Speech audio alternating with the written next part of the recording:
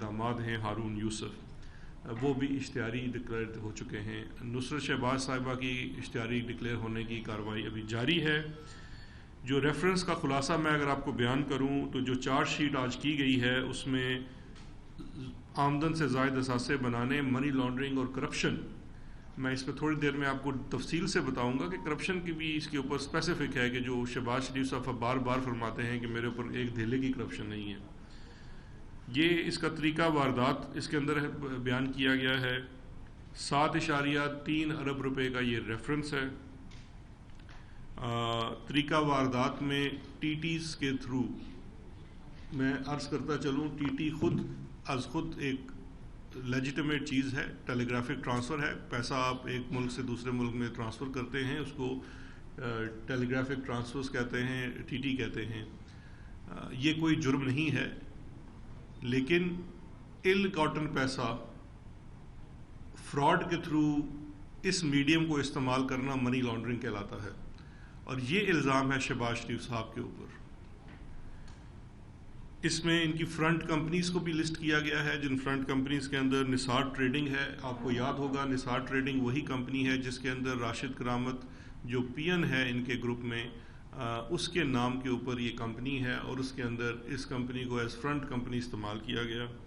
مشتاق and کو ایک company ہے مشتاق چینی کے نام سے۔ یہ مشتاق صاحب جو ہیں وہ اپروور بن چکے ہیں ان کے خلاف، اور اپنا گناہ قبول کر چکے ہیں along with his son، ان کا جو بیٹا ہے یاسر مشتاق۔ یہ 2 اپروور ہیں اس کیس میں، جنہوں نے یہ نہ صرف بیان دیا ہے کہ یہ تمام ان کے اس کمپنی کے اندر، یہ مشتاق چینی کا اپنا بھی کاروبار ہے، لیکن مشتاق اینڈ کو کے نام سے ایک جو کمپنی اسپیسیفک بنائی گئی تھی وہ صرف شہباز شریف فیملی کے لیے فرنٹ کمپنی کے طور پہ استعمال کی جاتی تھی، اور اس کے اندر سے پیسے کو باہر سے ٹیٹیاں منگا کے پھر ٹرانسفر کر دیا جاتا تھا اس خاندان کو۔ اس کے علاوہ گڈ نیچر کمپنی ہے جو کہ نثار گل اور علی احمد کی ہے۔ ان کے کارستانیہ بھی آپ کے علم میں ہیں کہ کس طرح سے سی ایم سیکریٹریٹ میں بیٹھ کے ان کمپنیز کے اندر کک بیکس اینڈ کمیشنز کے پیسے وصول کیے جاتے تھے، اور پھر انہی کو راؤٹ کر کے کیش وڈرال اور تھرڈ پارٹی کے پیمنٹس کے راؤٹ کر کے اسی خاندان کے اکاؤنٹس میں ڈالے جاتے تھے، یا ان کے بزنسز کے اندر انجیکٹ کیے جاتے تھے جہاں سے منی لانڈرنگ ہوتی تھی۔ چوتھی کمپنی ہے وقار ٹریڈنگ کے نام سے، جو طاہر نقوی کے نام پہ رجسٹر ہے، وہ بھی فرنٹ کمپنی ہے، یہ بھی اس فرد جرم کا حصہ ہے۔ جو اپروورز ہیں جن میں آپ کو بتا چکا ہوں اس ریفرنس کے اندر، یہ بڑی امپورٹنٹ چیز ہے جو فرد جرم میں بھی آئی ہے۔ مشتاق چینی والا اور اس کا بیٹا یاسر مشتاق جو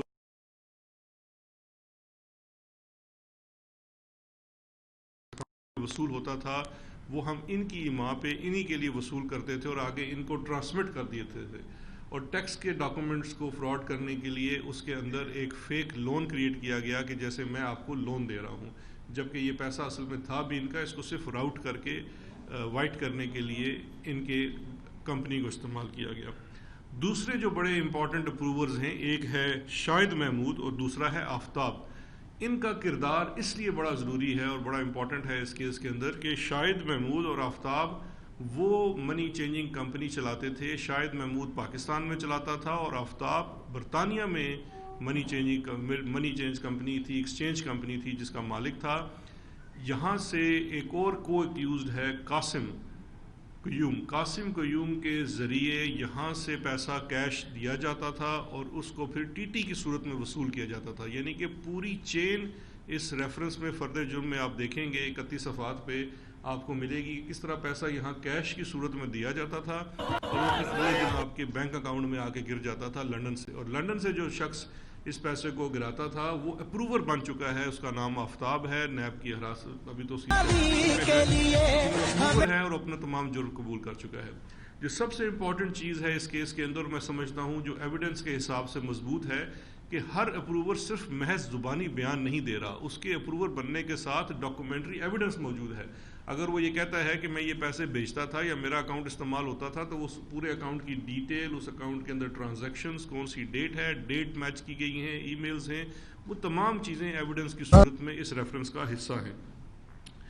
اس کے ساتھ ساتھ جو اس میں بہت زیادہ اعتراض رہتا ہے शहबाज शरीफ साहब को जी कि हमारे ख़ानदान की ख़वातीन, हमें बिल्कुल आज भी एहतराम है और हम भी करते हैं, और मेरा ख्याल है प्रोसिक्यूशन की तरफ से भी है कि कोई किसी किस्म की कोअर्सिव चीज़ नहीं की गई।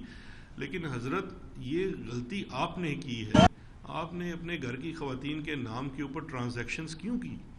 अब नुसरत शहबाज साहिबा के नाम के अंदर जो 147 मिलियन की टीटीज़ आई हुई हैं, और सारी जाली टीटीज़ हैं, क्योंकि ये टीटीज़ देखिए इन तमाम टीटीज़ से किया क्या गया। एक तो जो इल्ज़ाम है वो चार्जशीट के अंदर वाजे है कि जो सीएम हाउस, आप में से बहुत सारे लोगों ने कवर भी किया होगा, जो इनका कैंप ऑफिस और सीएम हाउस था 87H 97H, 2 प्लाटों को मिला के, उसकी ख़रीद और उसकी तज़ीन व आराइश जो अपने अकाउंट से दिखा के की गई, वो असल इन टीटियों से करने की गई।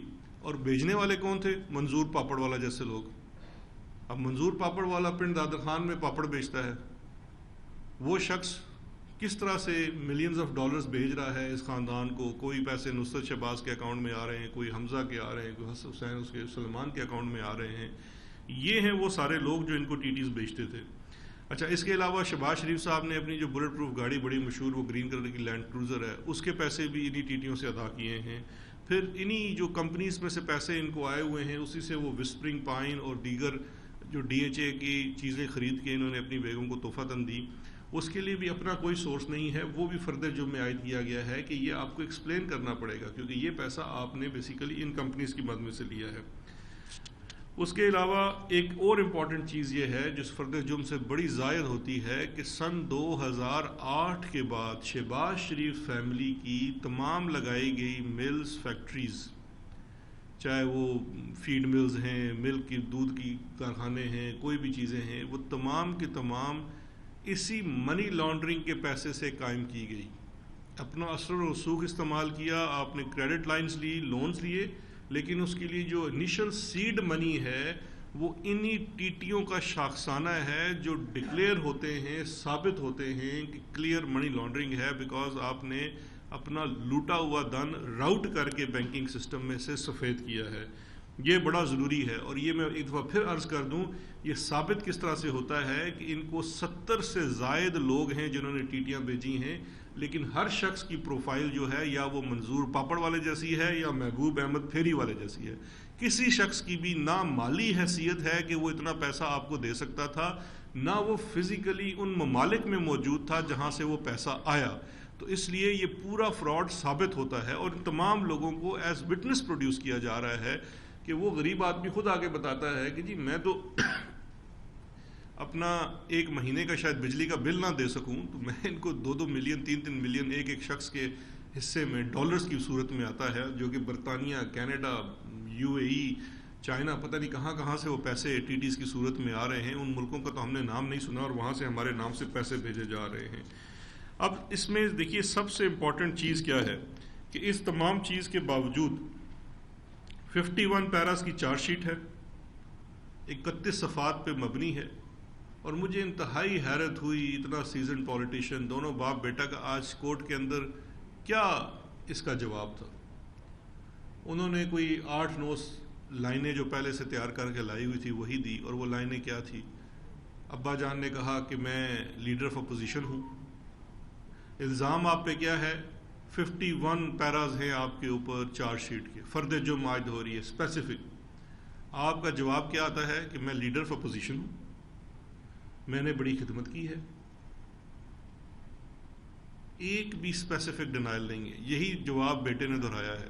जिस दिन से ये केस बना है, जिस दिन से ये हकाइक सामने आ रहे हैं, मुझे एक दिन बता दीजिए कि शहबाज शरीफ या सलमान शहबाज या हमज़ा शहबाज, तीनों में से किसी एक ने भी कोई स्पेसिफिक जवाब दिया हो। मासवाए मैं यहाँ पर जिक्र ज़रूरी करना समझूंगा, एक प्रोग्राम के अंदर एक दिन सलमान शहबाज साल पहले आए भी थे, और उन्होंने शायद वो शाहजेब का प्रोग्राम था, उसके अंदर आके फरमाया भी था कि मैं मंजूर को नहीं जानता, मंजूर को, पापड़ वाले को नहीं जानता, ये शख्स कौन है।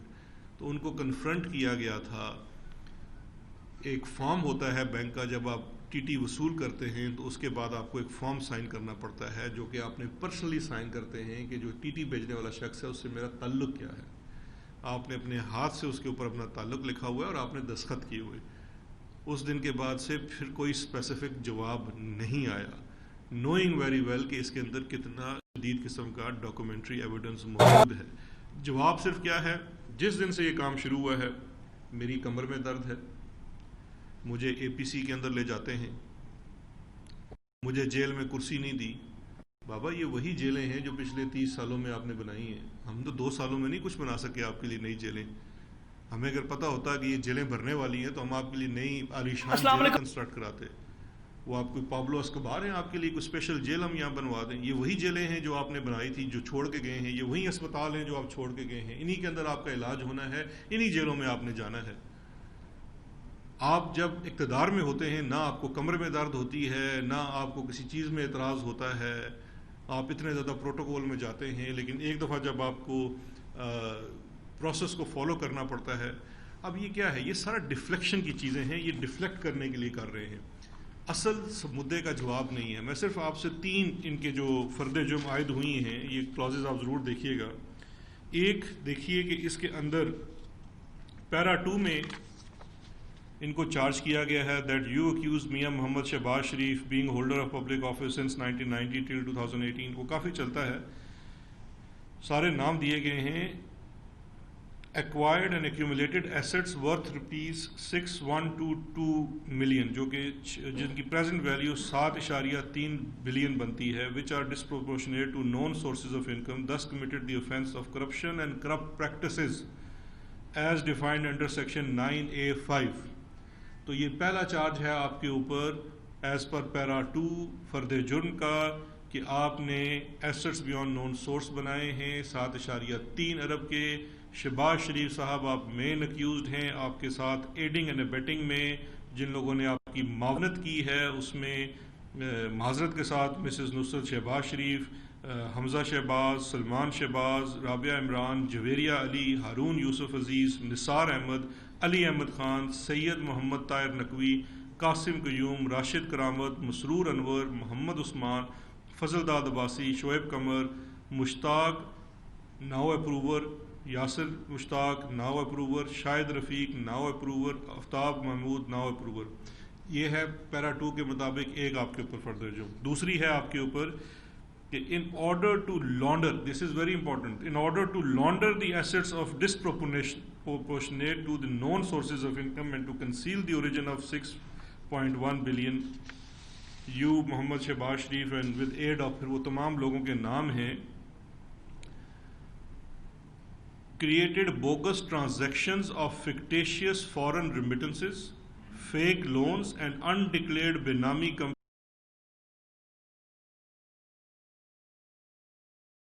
companies, thus also committed the offence of money laundering as defined. اس فرد جرم میں یہ ہے منی لانڈرنگ کا سیکشن 3, جو آپ کو یاد ہوگا آج سے کچھ دن پہلے فیٹف کی لیجسلیشن میں جو یہ این آر او مانگ رہے تھے, وہ یہ مانگ رہے تھے کہ جو سیکشن 3 ہے اینٹی منی لانڈرنگ ایکٹ عاملہ کا, اس کو نیب کی دسترس میں سے نکال دیا جائے. یہ تھا وہ این آر او جو مانگ رہے تھے. اگر اس وقت حکومت جس کو یہ کہتے ہیں جی کہ ہمارے ساتھ بات نہیں کرتے, ہم ان کی بات مانتے, تو اس کا مطلب یہ تھا کہ آج شہباز شریف صاحب کے اوپر یہ فرد جرم عائد نہیں ہو سکتی تھی, کیونکہ یہ تو پھر نیب کا آفینس ہی نہیں بننا تھا. جبکہ جب یہ نیگوسیشن ہو رہی تھی تو میں نے ان سے اور جو دوسرے ان کے حواری ہیں پیپلز پارٹی والوں سے, میں نے ان سے بڑا ایک معصومانہ سوال کیا تھا کہ دیکھیے جی عاملہ تو 2010 میں بنا, 2010 میں کی حکومت تھی, آپ ان کے حواری تھے, آپ نے اس کے اندر نیب کو پاور دی ہوئی ہے کہ وہ منی لانڈرنگ میں چیلنج کرے. تو اس کے اوپر ان کا بھی بڑا معصومانہ جواب تھا جی کہ ہم سے غلطی ہو گئی تھی. تو اب ہم سے غلطی ہوئی تو آپ ہم سے وہ غلطیاں سدھارنے کی بات کرتے ہیں. تو یہ ان کے این آر او کے لیے وہ جو چیز مانگی تھی.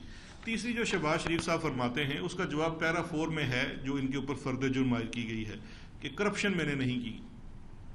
اس میں لکھا ہوا ہے that while acquiring assets through unknown sources in a Benami bank account held in the name of co-accused Rashid Karamat, title as Mrs. Nisar Trading Concern, bearing number so and so, یہ pico road پہ silk bank میں ہے, you accused Mia Muhammad Shehbaz Sharif and accused Muhammad Hamza Shehbaz Sharif with active aid, assistance, abetment and facilitation of your co-accused Rashid Karamat obtained illegal pecuniary benefit of rupees 55 million through dishonest means by receiving party funds in an unauthorized Benami bank account. you accuse Miyan Mohammad Shehbaz Sharif and Hamza Shehbaz Sharif with active and یہ اس میں سے 10 million ڈرا کیے and then these were paid into your account. Therefore, you have committed the offence under section 9A4 of National Accountability Ordinance 1999. اب تو آپ کو specific آپ کی فرد جرم کے اندر سیدھا آپ کے جو آپ نے کمیشنز اور کک بیک وصول کیے ہیں وہ بھی آ گئی ہے. تو ایک ہی ریفرنس کے اندر آپ کو آپ کی تینوں جو خواہشات تھی وہ پوری کر دی گئی. آج فرد جرم عائد ہو گئی ہے. ہماری تو دیکھیے سپریم کورٹ آف پاکستان نے حکم کیا ہے کہ یہ تمام مقدمات نیب کے ڈے ٹو ڈے چلنے چاہیے. فیڈرل گورنمنٹ نے اکاؤنٹیبلٹی کورٹس بڑھانے کے لیے جو اپروول ہے وہ بھی دے دیا ہے, گرانٹ بھی دے دی ہے. ہم پوری طریقے سے جو پروسیس آف ڈیو پروسیس ہے جسٹس کا اس کو اسسٹ کرنے کے لیے اپنی پولیٹیکل ول دکھا رہے ہیں. بیکاز پاکستان تحریک انصاف کو جو مینڈیٹ ملا ہے احتساب کے لیے وہ پولیٹیکل ول یہی ہے کہ آپ انیبلنگ انوائرمنٹ پیدا کریں ان اداروں کا جو احتساب کر رہے ہیں وہ اپنا آزادی کے ساتھ کام کریں. آپ کے ملک میں ایڈورسوریل سسٹم ہے, ایکیوز کو پورا رائٹ حاصل ہے. وہ ابھی آپ دیکھ سکتے ہیں کہ کتنی زیادہ وہ آنے والے آپ دنوں میں دیکھیں گے کہ کتنی زیادہ یہ اپلیکیشنیں دیں گے, اس کو ڈیلے کرنے کی کوشش کریں گے. کبھی ایک کی کمر میں درد ہوگا, کبھی دوسرے کی کمر میں درد ہوگا, کبھی ایک ہیئرنگ کی ڈیٹ لیں گے, دوسری دیں گے, لیکن اس اسپیسیفک کیس کے اندر ان کو جواب دینا ہوگا. تو یہ ایک بڑا ہسٹورک دن ہے.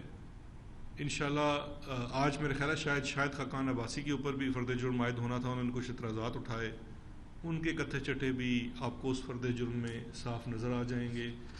جو خادم اعلیٰ نے اس ملک کو پچھلے 10 سال میں تواتر سے لوٹا اور اس میں اپنے ذاتی اثاثوں میں جو اضافہ کیا وہ سارا کا سارا کرپشن اور کرپٹ پریکٹسز سے تھا.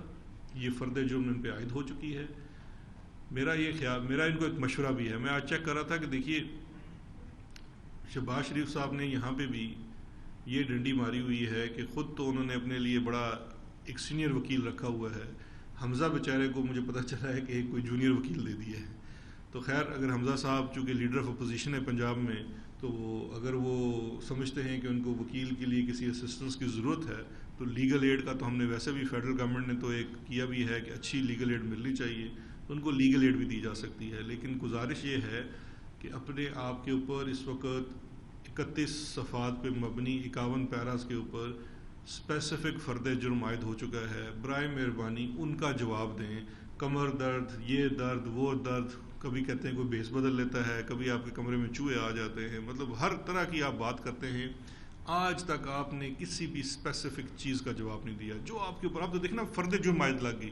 اب یہ فرد جرم شہزاد اکبر نے تو نہیں لگائی نا, یہ فرد جرم تو اکاؤنٹیبلٹی کورٹ میں جو بھی وہاں جج صاحب بیٹھے انہوں نے لگائی ہے. ایک پروسیکیوشن کی ٹیم ہے, پروسیکیوٹ کر رہی ہے, آپ کے وکلاء موجود ہیں, اسپیسیفک چیزیں ہیں.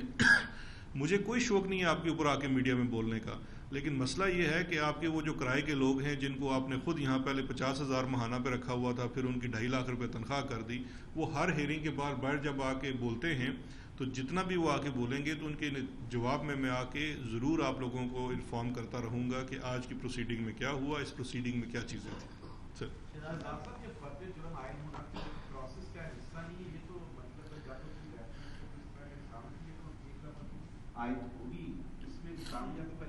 دیکھیے فرد جرم عائد ہونا, کیونکہ فرد جرم آپ پہلے کیس بنا کے جاتے ہیں, دو چیزیں ہیں. ایک تو جو نیب کی اریسٹ کے اوپر بھی بڑے سوال اٹھائے جاتے ہیں. میں سمجھتا ہوں نیب کا جو اریسٹ ہے وہ سب سے زیادہ اس کے اوپر اسکروٹنی ہے, کیونکہ نیب کے اریسٹ کے بعد آپ اکاؤنٹیبلٹی کورٹ کے جج کے پاس پیش ہوتے ہیں جو پورا آپ کا گراؤنڈز آف اریسٹ دیکھتا ہے. ان گراؤنڈز آف اریسٹ کے اوپر آپ کے اوپر ایلیگیشن دیکھی جاتی ہے. اسی طرح سے فرد جرم عائد کرنے سے پہلے اس ریفرنس کی کوئی ویلیو دیکھی جاتی ہے. اس ریفرنس کی ویلیو کے اوپر بیٹھ کے فرد جرم کی جو تحریر ہوتی ہے وہ کورٹ کرتی ہے, وہ کورٹ کی طرف سے عائد ہوتا ہے. یہ کورٹ نے ان کے اوپر فرد جرم عائد کیا ہے. کورٹ نے پورا ایویڈنس دیکھا ہے اور ایویڈنس دیکھنے کے بعد آپ کے اوپر فرد جرم عائد کیا ہے. تو میں یہ سمجھتا ہوں یہ اس لیے بھی بڑا ایک امپورٹنٹ سٹیپ ہے کہ اس کے بعد ان کا ٹرائل اب شروع ہو گیا ہے. آپ کا اگر دامن صاف ہے تو یہ آپ کی طرف سے ریکویسٹ آنی چاہیے ڈے ٹو ڈے ٹرائل کی, اور آپ کو رکھنا نہیں ڈالنا چاہیے, کیونکہ جتنا ایویڈنس پریزنٹ ہو جائے گا آپ اس کے اوپر کراس ایگزامن کریں. اس ایویڈنس کو اگر آپ ثابت کر دیں کہ وہ غلط ہے یا کم ہے تو آپ کو سزا نہیں ہوگی. لیکن یہ ایک امپورٹنٹ سٹیپ اس لیے ہے کہ جتنے ہیلے بہانے تھے, جتنی مفروریاں تھیں, ان سب کو اسائڈ کیونکہ پروسیس میں آپ کو سب کے کیسز الگ کرنے پڑتے ہیں. تو دو تو جو اس وقت مین ملزمان ہیں ان کی حد تک اب مقدمہ چلے گا اور جلد انشاءاللہ کنکلوڈ ہوگا. چلے آپ پہلے کر لیں پھر آپ. یہ بتائیے گا کہ میاں نواز شریف کو واپس لانے کے لیے آپ نے انیشیٹو لیا تھا اور اس کی ایک آپ نے ڈیٹ بھی بتائی تھی کہ فلاں مہینے میں آ جائیں گے. وہ فواد چودھری صاحب نے بتائی تھی. وہ معاملہ گورنمنٹ نے بتایا. اچھا وہ معاملہ کہاں تک پہنچا؟ اور دوسرا یہ بتائیے گا کہ کیا کووڈ کی وجہ سے میاں نواز شریف کو واپس لانے میں تاخیر ہو سکتی ہے؟ جی دیکھیے جو نواز شریف صاحب کو واپس لانے کے لیے ہم نے کمیونیکیشن کا سلسلہ ہے برطانوی حکومت کے ساتھ اور آلموسٹ ڈیلی بنیاد پہ ہے. چونکہ وہ میڈیا میں کافی آ بھی چکا ہے تو جو لاسٹ اس میں کمیونیکیشن ہوئی تھی وہ میری طرف سے برطانوی ہوم سیکرٹری کی تھی جس میں ہم نے ان کو ڈپورٹ کرنے کا بھی کہا. اس میں دیکھیے دو ہمارے پاس آپشنز ہیں, ایک ہے ایکسٹریڈیشن کا پروسیس اور ایک ڈپورٹ کرنے کا. اس میں گورنمنٹ آف پاکستان کا ایک بڑا پرنسپل سٹینڈ ہے اور وہ کچھ قوانین اور حقائق کے اوپر مبنی ہے. نواز شریف صاحب برطانیہ میں اس وقت وزٹ ویزا کے اوپر ہیں. برطانیہ کے اپنے قانون کے مطابق وزٹ ویزا کے اوپر آئے ہوئے شخص کے کچھ رسپانسبلٹیز ہوتی ہیں. اگر وہ اس کو وائلیٹ کرتا ہے تو وزٹ ویزا کینسل کیا جا سکتا ہے, جیسے کہ ایک عام شہری کے ساتھ ہوتا ہے. آپ بھی جائیں میں بھی جاؤں, اگر میں کوئی بھی وہاں وائلیشن کرتا ہوں یا میں نے کوئی بھی ایسی میری سرکمسٹانسز میں چینج آتے ہیں تو ویزا کینسل بھی ہو سکتا ہے اور آپ کو ڈپورٹ بھی کیا جا سکتا ہے. تو اسی بنیاد کے اوپر ہم نے یہ بھی ریکویسٹ کی ہے برطانوی حکومت سے, اور اس کے ساتھ ساتھ ہم ان کی جو ڈیو پروسیس کمپلیٹ ہونے کے بعد ایکسٹریڈیشن کی اوپر بھی کام کریں گے. جو وزٹ ویزا کی ایک اور ریکوائرمنٹ ہوتی ہے کہ آپ ایک تواتر میں ایک لینتھ میں 6 ماہ سے زائد نہیں رہ سکتے. نواز شریف صاحب کی جو پچھلے 6 ماہ کے بعد کی ایکسٹینشن ہے وہ کووڈ کی وجہ سے وہ ایکسٹینشن ہوئی تھی, کیونکہ کووڈ کی وجہ سے جو کہ فلائٹس بند تھی تو برطانیہ میں اس رول کو 1 ٹائم ایگزمپشن دی گئی اور 6 ماہ کی ایکسٹینشن دی گئی. وہ ایکسٹینشن بھی شاید اس ماہ اختتام پذیر ہو رہی ہے. تو ہم برطانوی حکام سے رابطے میں ہیں, تو اب دیکھتے ہیں کہ اس کے بعد آگے کیا ہوتا ہے. یہ تو اس میں ویسے کوئی دوسری رائے نہیں ہے کہ نواز شریف صاحب باقاعدہ طور پہ اس وقت مفرور ہیں اور ان کو واپس لانے کے لیے وہی طریقہ کار کیا جائے گا جو کسی بھی مجرم کے ساتھ ہونا چاہیے, کیونکہ ان کا کیس باقی سب لوگوں سے اس لیے مختلف ہے کہ یہ ملزم نہیں ہیں, یہ مجرم ہیں.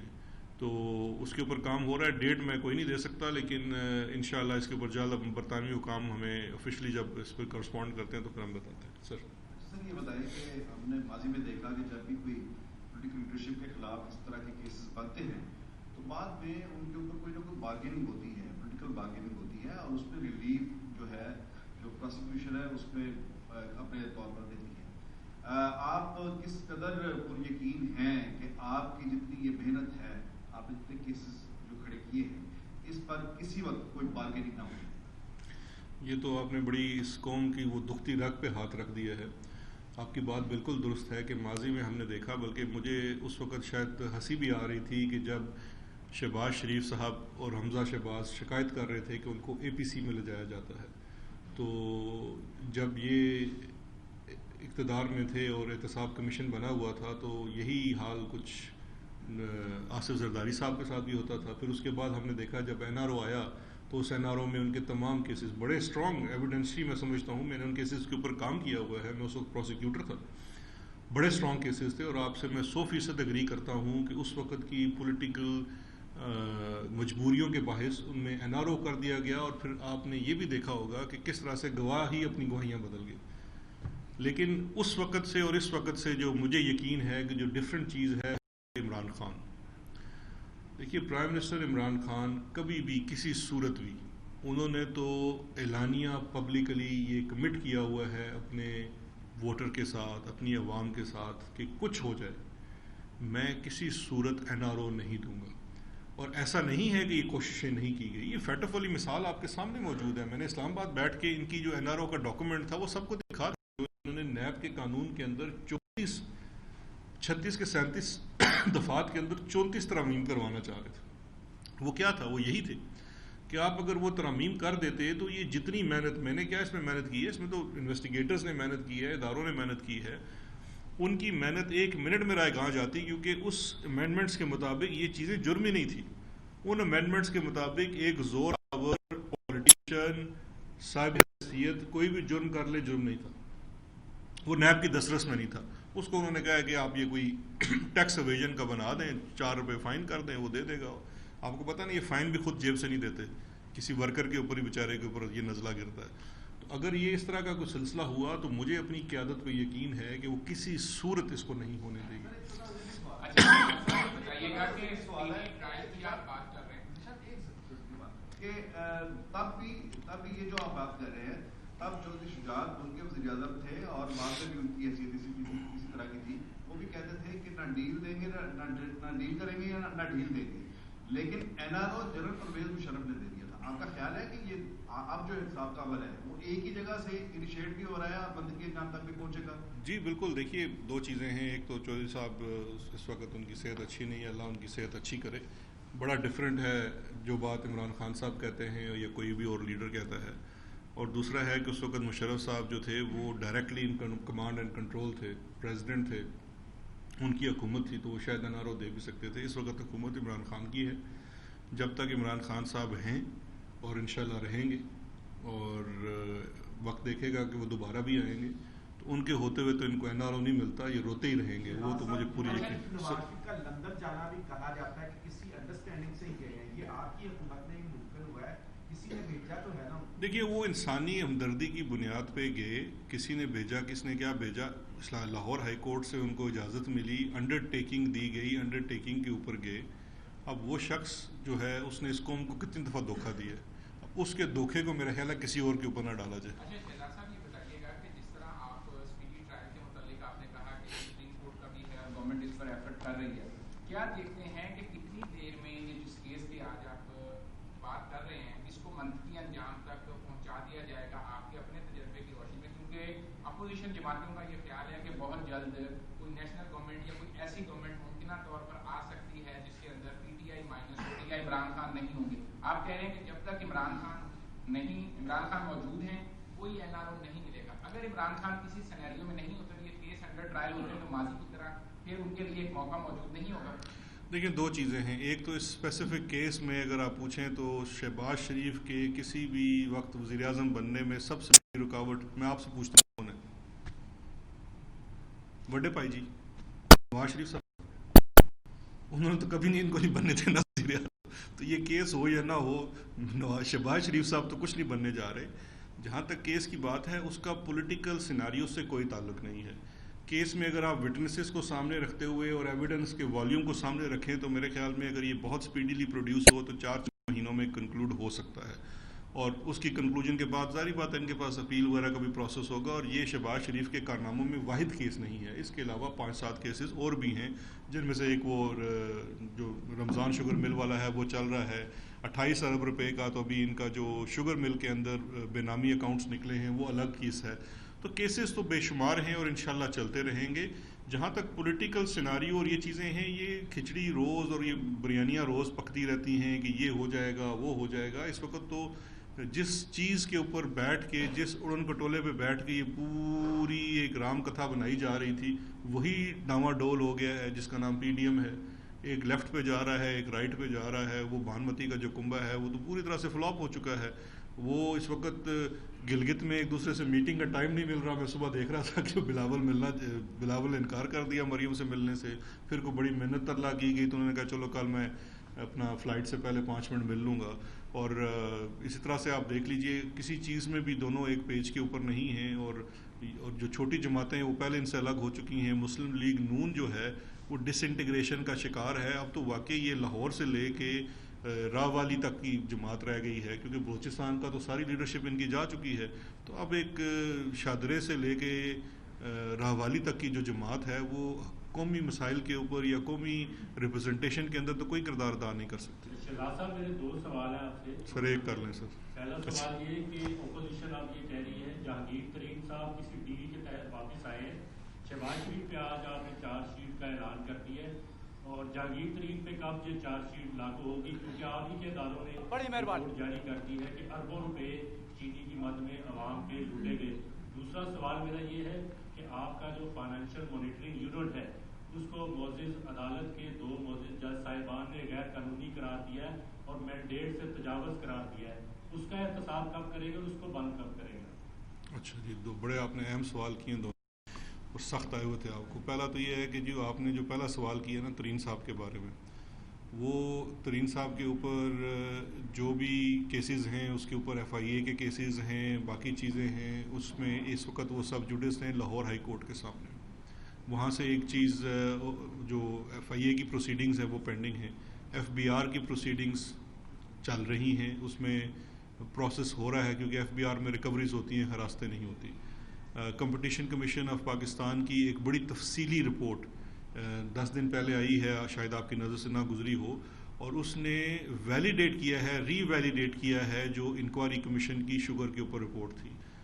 اس میں کسی ایک کردار کو نہیں بلکہ پوری جو بزنس اور اس کی پریکٹس کو انہوں نے کیا ہے. جتنے بھی اس کے اندر اسپیسیفک کیسز ہیں ان کے اندر آپ دیکھیں گے کہ وقت کے ساتھ ساتھ جو پروسیسز آ رہے ہیں اور یہ سارے پبلک ڈومین میں ہیں کیونکہ لٹیگیشن ہو رہی ہے. دوسرا میرے بھائی جو آپ نے دوسرا سوال کیا اور جو آپ نے کہا نا ڈیل کے نتیجے میں واپس آئے، تو ایسی ڈیل نواز شریف صاحب کو بھی دے دیتے ہیں، وہ بھی واپس آ جائیں. کون سی ڈیل ہے؟ جو آپ نے دوسرا سوال کیا ہے وہ ایف ایم یو نہیں ہے میرے بھائی، وہ اے آر یو ہے. ایف ایم یو ہے فائنینشیل مانیٹرنگ یونٹ، جو کہ آپ کی جو ٹیٹیاں شیٹیاں ہوتی ہیں ان کو رپورٹ کرتا ہے. تو جو جہاں تک آپ نے کہا کہ 2 ججز نے اختلافی نوٹ دیا ہے تو اس کا احتساب کب کریں گے، تو بھائی اختلافی نوٹ کے اوپر کب سے ایکشن ہونے لگ پڑے. اختلافی نوٹ رائے ہوتی ہے، جس طرح سے آپ کے پاس بھی آزادی رائے ہے، ان کی بھی رائے ہے، بڑی مقدم ہے، سینئر ججز ہیں، ان کی رائے ہے، لیکن وہ کوئی لیگل اس کی سٹینڈنگ نہیں ہوتی، اس کی کوئی لیگل وہ اسٹرکچر نہیں ہوتا. تو اس طرح سے وہ کوئی چیز نہیں ہے. جو majority judgment stands, majority judgment نے یہ کہا ہے کہ ایسٹ ریکوری یونٹ جو ہے یہ لیگلی کانسٹیٹیوٹیڈ ادارہ ہے اور اپنے مینڈیٹ کے مطابق کام کر رہا ہے. Thank you sir. آخری سوال کر لیں سر. یہ بتائیے گا کہ پی کا موقف ہے کہ سر وہ اداروں میں مداخلت کی جا رہی ہے، اداروں میں مداخلت ہو رہی ہے، جس کا عملی ثبوت بھی سامنے آ گیا کہ ادارے قائد پر جو بے رخی ہوئی، اس کے بعد آئی جی کو اغوا کیا گیا. بہت نے کہا کہ یہ تو مذاق ہے، آئی جی کا اغوا ہونا اجازت نہیں ہونی چاہیے، جبکہ آرمی چیف نے اب 2 اعلیٰ افسران کو معطل کر دیا ہے. تو کیا آپ سمجھ نہیں رہے کہ اس سے ثابت ہو گیا ہے اور خود ایکشن لے کے ثابت کر کے واقعی ادارے جو سویل اداروں میں مداخلت کر رہے ہیں؟ سر سویلین اداروں میں مداخلت کا ان ریزالوڈ ایشو ابھی تک ایک ہی پڑا ہوا ہے، وہ ہے ماڈل ٹاؤن لاہور. مداخلت نا 13 لوگوں کو دن دہاڑے گولیاں مار دی گئی، پریگننٹ عورتوں کو گولیاں مار دی گئی. یہ تو میں سمجھتا ہوں پاکستان کی فوج نے اور آرمی چیف صاحب کی قیادت میں ایک بہت بڑا پریسیڈنٹ سیٹ ہوا ہے خود احتسابی کا. اس سے بڑا آپ کو کیا ثبوت چاہیے؟ آج سے پہلے آپ نے کبھی دیکھا ہے کہ ایک ایلیگیشن لگایا گیا، انہوں نے کمٹمنٹ کی کہ ہم اس کی انویسٹیگیشن کرائیں گے اور انویسٹیگیشن کر کے انہوں نے اس کے اوپر ایکشن لیا؟ اس سے زیادہ میں سمجھتا ہوں باقی اس سے زیادہ جتنا سوال ہے وہی کرے نا میرے بھائی، اس سے زیادہ آپ کو نہیں مل سکتا. تو یہ ایک پاکستان کی ورکنگ ڈیموکریسی کی ایک اعلیٰ مثال ہے. سر آخری سوال کر لیں بتائیے گا کہ جیسے آپ نے انسانی ہمدردی پہ واشنگ کو جانے دیا. سر سوال یہ بولا آپ نے آواز سے، ان سے کر لیں پھر آپ دونوں اکٹھے سوال آپ کر لیں. کے حوالے سے جو ہے وہ سپریم کورٹ کے کیس کا ذکر کیا جاتا ہے کہ اس کو کرپٹ پریکٹسز میں نہیں. ہاں بالکل، یہ بڑا اچھا سوال ہے. میں اس کو آپ بھی سر میں دونوں سوال لے لیتا ہوں. میں بالکل یہ بڑا آپ نے اچھا سوال کیا اور بڑا امپورٹنٹ سوال ہے. سر آپ بھی کر لیں، میں پھر اکٹھا جواب دیتا ہوں. بتا دیں کہ جیسے آپ انسانی ہمدردی پہ نواز شریف کو باہر جانے دیے تو اب شہباز شریف کی بھی کمر میں درد ہو رہا ہے، جنرل ہاسپٹل کو چیک اپ بھی کروا رہے ہیں، تو اب ان کو تو نہیں جانے دیں گے انسانی ہمدردی پہ؟ دیکھیں جو ان کی کمر کا درد ہے نا وہ رقص کمر ہی ہے، مجھے اس سے زیادہ کوئی لگتا نہیں ہے. اگر انہوں نے جانا ہے تو پھر اسی طرح کی اپنی پلیٹیں شیٹیں گرائیں اور پھر آئیں ہماری وفاقی حکومت کے پاس. ہمارا دل بہت بڑا ہے لیکن صرف یہ رقص کمر پہ نہیں جا سکتے. سر جو آپ نے سوال کیا یہ بڑا امپورٹنٹ ہے، یہ بڑی ایک مسکنسیپشن ہے. یہ سپریم کورٹ آف پاکستان کے سامنے شہباز شریف صاحب کے ای سی ایل سے نکالے جانے کے آرڈر کے اوپر ایک اپیل تھی نیب کی. وہ نیب کی اپیل ویسے ہی انفریکچوس اس لیے ہو چکی تھی کہ اب شہباز شریف صاحب زیر حراست ہیں، تو وہ اب ان کو اس سے ای سی ایل سے نکالے جانے کا ہے نہیں. وہاں پہ جب ان سے پوچھا گیا کورٹ میں کہ یہ جو ان کے اوپر کیا کیس ہے، تو انہوں نے کہا، پروسیکیوٹر نے کہا، اور ایک مکالمہ ہوا جج کے اور پروسیکیوٹر کے درمیان. اس کے ٹکرز کے اوپر مبنی کر کے آپ یہ نہیں کہہ سکتے کہ سپریم کورٹ نے یہ کہہ دیا ہے کہ منی لانڈرنگ نہیں ہوتی. ٹی ٹی جیسے میں نے شروع میں کہا کہ ٹی ٹی اٹ سیلف جو ہے کوئی غلط چیز نہیں ہے، ٹیلی گرافک ٹرانسفر ہے. آپ اس وقت جو سرکاری ادارے بھی ہیں وہ بھی جب باہر سے کوئی ان کو فنڈ امداد کوئی چیز آتی ہے تو وہ ٹیلی گرافک ٹرانسفر کی صورت میں آتی ہے، وائر ٹرانسفر ہوتی ہے، اس کا ایک آفیشیل نام ہے ٹی ٹی. تو ٹی ٹی منی لانڈرنگ نہیں ہے. اس ٹی ٹی میں پیسہ کہاں سے آیا، اس کا اوریجن کیا تھا، وہ صحیح تھی کہ نہیں تھی، that is money laundering. So T T میرے بھائی منی لانڈرنگ نہیں ہے. جو ٹی ٹی میں، کیونکہ اس کیس میں کیا ہے مختلف، آپ کسی بھی دیکھ لیجئے جو بندہ ایکسپورٹ امپورٹ کرتا ہے وہ مال باہر بیچتا ہے، باہر سے اس کو جو پیسہ آتا ہے وہ ٹی ٹی کی صورت میں آتا ہے، وہ بالکل لیگل ہے، اس کو قانون کی بھی پروٹیکشن حاصل ہے. اس کیس کے اندر ایشو یہ ہے کہ 70 سے زائد 75 یا 78 لوگ ہیں جن سے تمام ٹی ٹیز آئی ہوئی ہیں، اور ان میں سے ایک ٹی ٹی بھی کوئی بھیجنے والا شخص جس کے ڈاکومنٹس استعمال ہوئے وہ اون نہیں کرتا ہے. ایک بھی شخص صاحب حیثیت نہیں تھا کہ وہ پیسے بھیج سکتا، اور جن ممالک سے پیسے بھیجے گئے ہیں ان اشخاص کا ان ممالک سے تعلق ہی کوئی نہیں تھا، اور یہ پیسے وہاں سے فزیکلی طور پہ بھیجے گئے. یہ بھی نہیں تھا کہ آپ نے کوئی آن لائن ٹرانسفرز کی ہیں، کیونکہ یہ آن لائن سسٹم سے پہلے کی ٹی ٹیز آئی ہوئی ہیں، 2007-8 سے شروع ہوتی ہیں. تو اس لیے یہ جو ٹی ٹیز ہیں یہ منی لانڈرنگ کے ضمن میں آتی ہیں، کہ یہ صرف ٹی ٹی کا ایشو نہیں ہے. T T is a medium that has been used, لیکن جو ٹی ٹی میں پیسہ بھیجا گیا وہ illicit. اور ساتھ جو 2 اپروورز ہیں، شاہد اور دوسرا جو آفتاب، ان کے اپروول کے بیانات اور ڈاکومنٹس جو سیز کیے گئے ہیں اس سے ثابت ہوتا ہے کہ یہ ill gotten منی تھی، جو یہاں سے کیش کی صورت میں گھما کے پورا راؤٹ پورا کر کے وائٹ کر کے لانے کی کوشش کی گئی، اور اس چیز میں یہ پکڑے گئے. Thank you sir very much.